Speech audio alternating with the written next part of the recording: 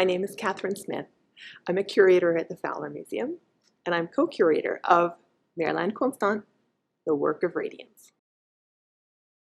So I first met Myrlande Constant in 1999 when I was 20 years old and living in Haiti. And over the decades, our paths have sort of crossed and we've become closer and better friends.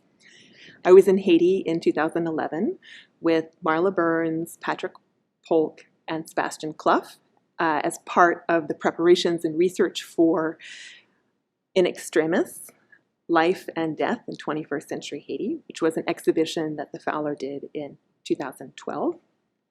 And I knew Constant, and so of course wanted to see her, and she showed us this work that was, at the time, probably a third of the way finished.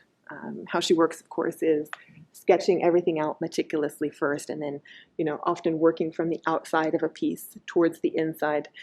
And we were all, I think, immediately taken with it. And, I can't remember if it was in front of Constant or if it was later that evening, but Marla said, "We will pay to have this finished, and then we will immediately start looking for money to purchase it."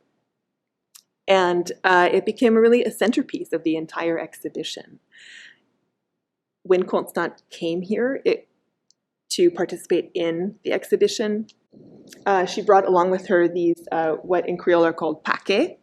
But she brought them with her, and in retrospect, she just realized that they needed to be part of the work. So she sat down here at the gallery, even though the exhibit, I think, had already opened, and just began sewing them onto the piece, even though it was in the museum and on the wall, and security guards be darned.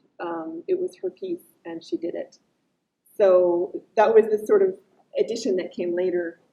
Another sort of surprise that happened is that when we encountered the piece in Haiti in 2011, a lot of the colors were different, and there were parts that dangled off of these skulls so that they were weeping.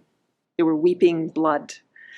And she decided that the colors were wrong and she didn't want to do that anymore. So she kind of essentially started the work over, which is very telling of her process, that it doesn't matter how much work or how much money she's put into something. If she feels that it is not right, she will go back and redo it.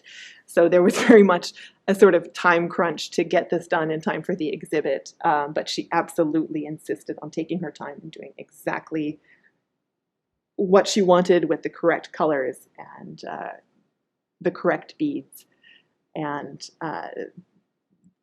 properly rendered.